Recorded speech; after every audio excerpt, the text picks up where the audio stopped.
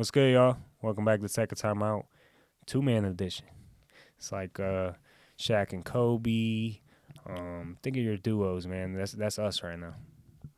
Jalen and Jason Tatum. I like that one a lot. So yeah, that's us. We're coming at you with just a two-man episode. We're getting down to the gritty of the NBA. It's approaching the All-Star break. It's gonna be in Indianapolis.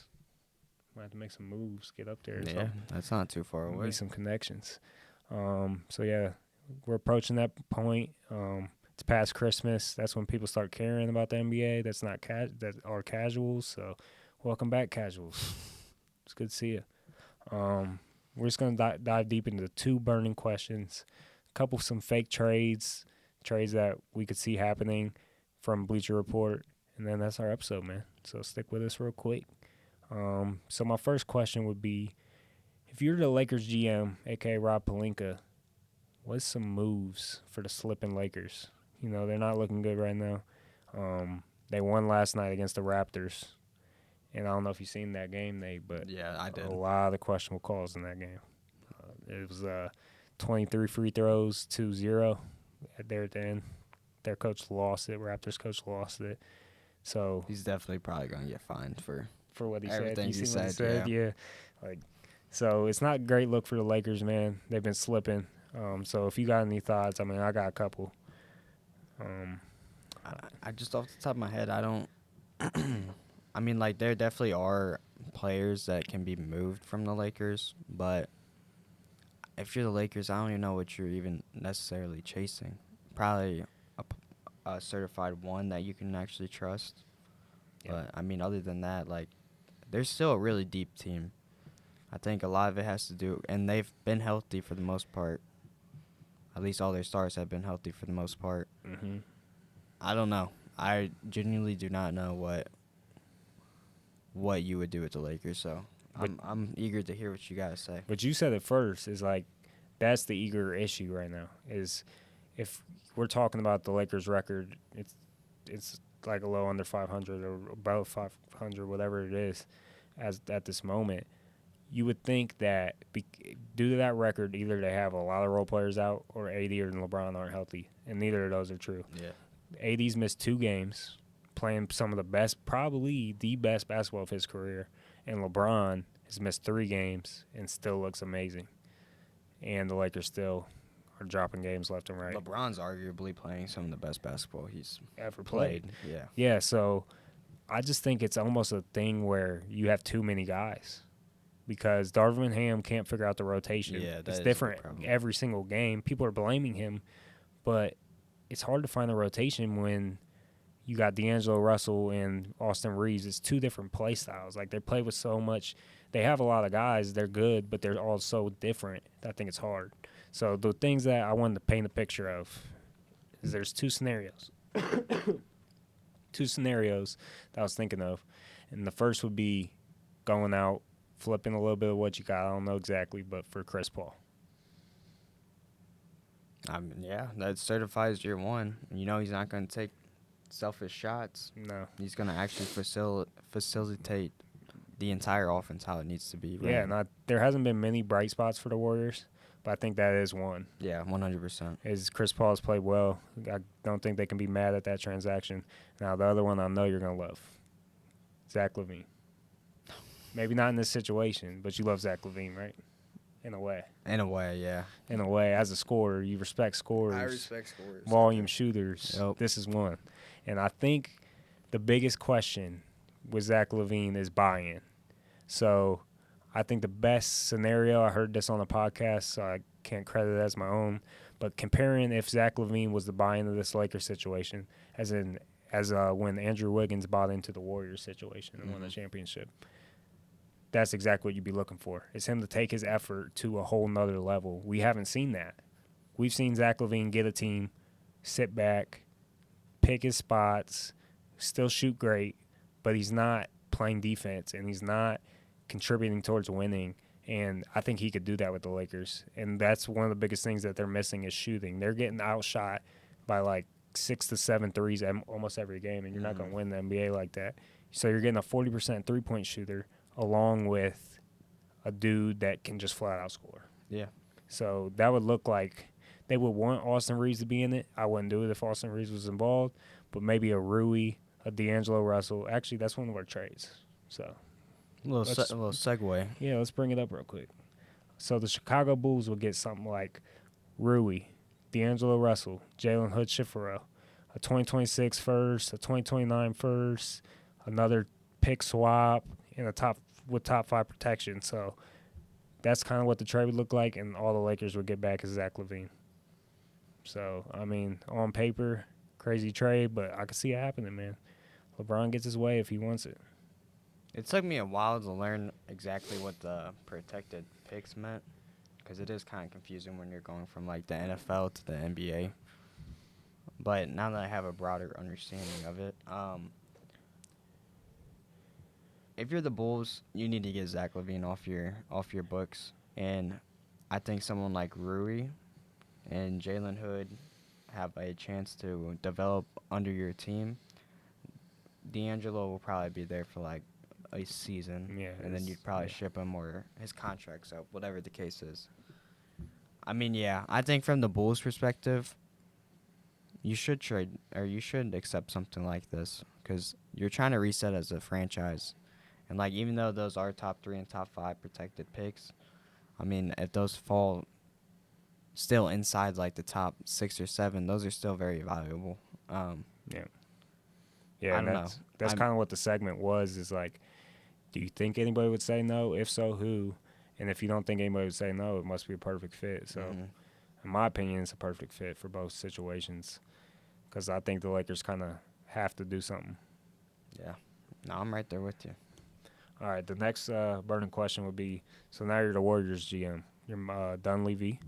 So, man, you're sitting in a position where Bob Myers was just a GM, and out of nowhere he decides, I'm going to stop GMing. And then he gives you the job, and you're like, okay, I'm GMing the Warriors. Yeah, this is going to be fun. And then you look at the Warriors roster now compared to what it was, and you're like, this is one of the worst jobs in the league because this is the hard hat to put on right here is being the Warriors GM. This would be hard because dude, there's a lot of hypotheticals you could bring up. I mean, I don't know which route you want to go. I'll start with something. Gotta trade Kuminga if you're not going to use him. Only playing 20 minutes the other day was pretty crazy. I mean, I get it, though, because they have rookies. Like, everybody wants to talk about Steve Kerr. Dude has 4 titles. Wouldn't question him too much. He has other rookies like Trace Jackson, and I don't even know how to say the other dude's name, but people call him Pods. Like, those two are getting minutes, and they're playing well. And Moses Moody and Kuminga have played in the past, and they haven't played well, so it's tough. So I would ship like a Kuminga and that's another Zach LaVine type of thing. But the package would be like Kuminga and Andrew Wiggins and type A player. So of course you want to start with the Pascal Siakams of the world and the Zach LaVines of the world. But even if it's an Alex Caruso or a Bogdan Bogdanovich from the Pistons, like even if you got to stoop that low, man, I mean something. Because out of all the teams that we've talked about this year, this is probably the team that has to make a move, right? I mean, you got Curry still playing some of the best basketball of his career. So I don't know if he got anything, but, man, it's tough. It is a really tough situation because you have someone like Klay Thompson who has regressed. You have someone like Draymond who that was your core. Draymond who's not even on the court right now because of stuff that he just shouldn't be doing on the court. Right. It's a very tough situation. I don't think Steve Kerr is necessarily the blame for this, but they're kind of directionless at the moment because they still have a group of young guys that either haven't developed or they're still trying to develop.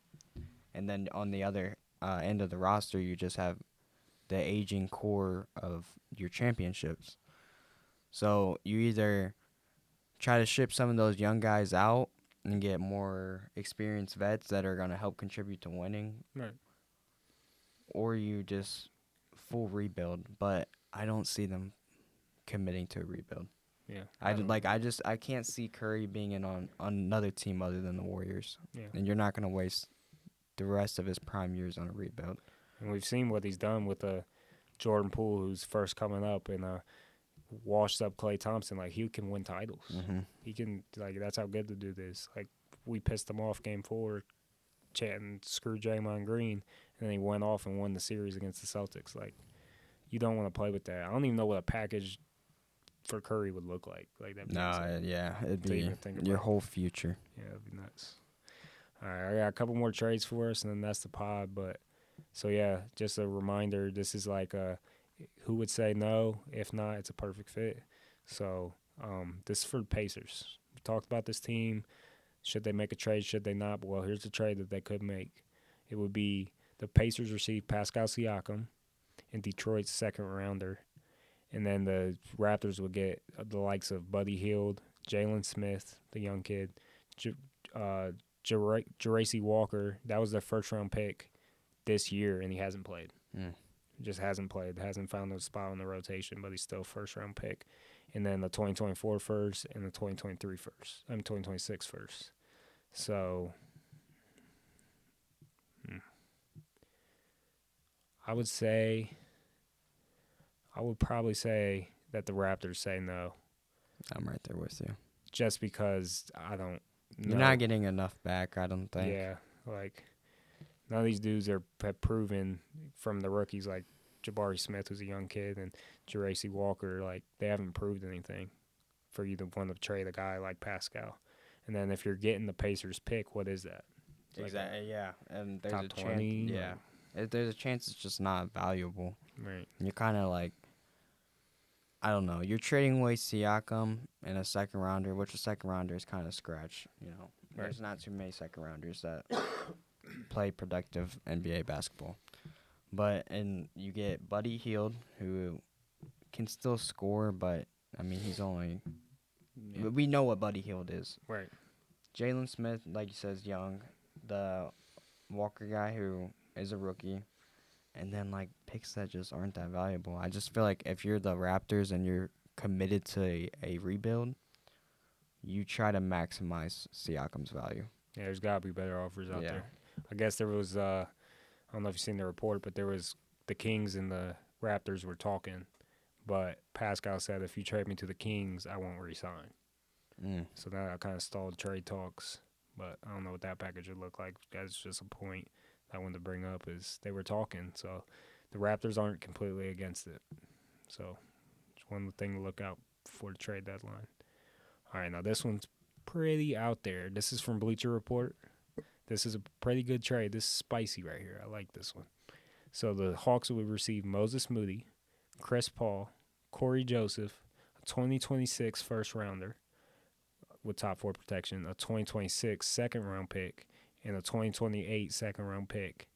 And the Warriors will get DeAndre Hunter and DeJounte Murray. That's a lot of guards.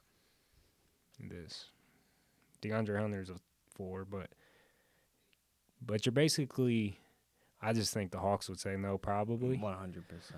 But, I mean, maybe you get yourself hyped up on a little Moses Moody tape. I mean, I don't know. This would just look so good for the Warriors that I would love to see it happen. I just don't, like, even if the Hawks acquire someone like Chris Paul, like, I don't know how the offense even functions because I guess unless he comes off the bench again, but, like, Trae Young is your certified one. And Averaging the ball should be in his hands at, 70% of the offensive possessions. I mean, like, I understand. Like, if you're the Hawks, they're in a really weird stage because, like, they have young pieces that they can add on to help compete, but, like, there's only so much more room that you can add on to. If they are trying to get rid of someone like DeJounte Murray and DeAndre Hunter, that's just another package that I think you have to shop around the league because there's some teams that believe that they're a few pieces away, even like the Pacers, for example. Right. I don't know how that trade would work, but just if you're going to trade something like that, I don't think that this is the best package that you can get, and you have to maximize that.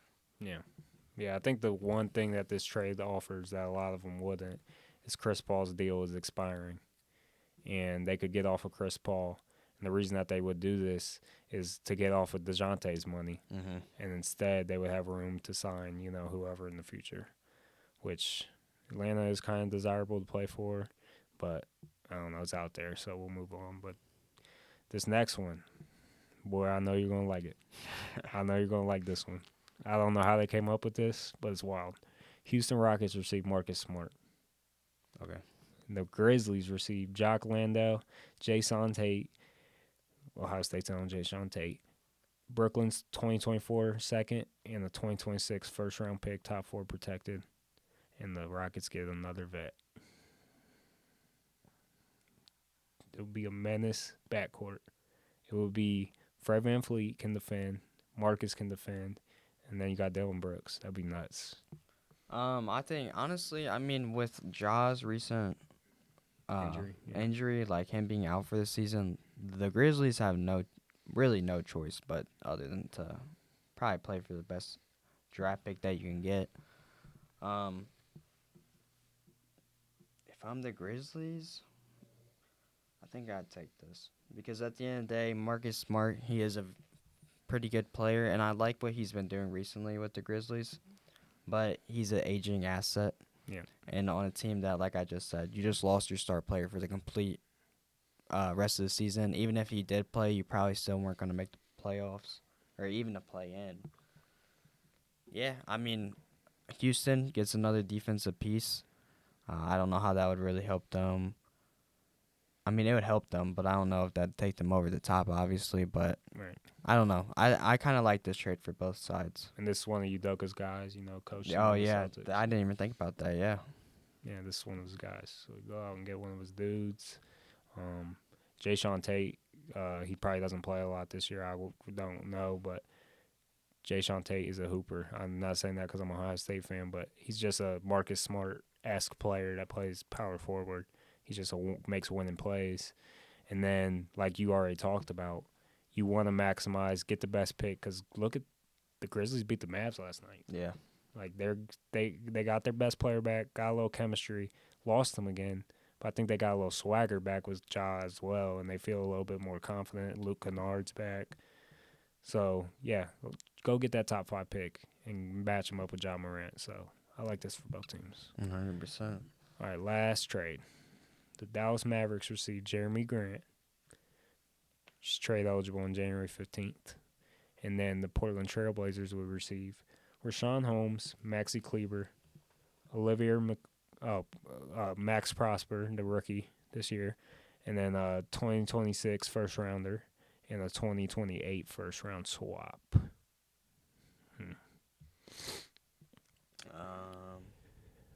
Max Prosper, the rookie, hasn't played as great as I thought he was going to. But I think this is kind of a no-brainer for both teams, in my opinion, because the Trailblazers get young assets and picks for Jeremy Grant. I don't know if a lot of the teams are going to be offering that. Not a lot to the point where you're getting a lottery pick. That's what Max Prosper was. He was a lottery pick. And then you're getting that back. So I think that both teams do this. I mean, for the Mavs, I think it's a no-brainer. Adding a guy like Jeremy Grant would be just great for them. No, I think I'm right there with you. 100%. I think the Trailblazers need to move Jeremy Grant before the NBA deadline, the trade deadline comes, because, like you said, Trailblazers are a very young team, but Jeremy Grant is another aging asset that just doesn't fit with what you got going on right now. Right. So I think this probably would be maybe one of the best packages that you will see for Jeremy Grant, but at the end of the day, you have to move him. You just have to. Got to. And I don't even think I don't know if he's publicly came out and said anything, but there's no way he wants to be there either. No, I think he's a cool dude, and he's sitting back, got paid. He's probably happy as crap. But I'm sure he hasn't, got a big house in Portland. Yeah. He's probably just settling with a nice apartment right now, not trying to invest in any real estate around there. Mm-hmm. Might be looking in the Dallas area. He might be. All right, man. That was a good episode. A lot of fake trades. It's fake trade season. So be prepared for a lot of that content, man, because I love trades. I don't know about you. Even the fake ones. I like to see the thing about being an NFL fan and going to the NBA is like the NBA trades you would never see in the NFL. So it's nice to see stuff like that, like superstars getting traded from one team to another. It's a players' league, man. If they want it done, it happens. Yeah, it ain't like that in the NFL. It's a cutthroat business. Nope. Man, it's crazy, but it was a real episode. Check out the socials. We'll have clips coming out. Share them. But it was real. Peace.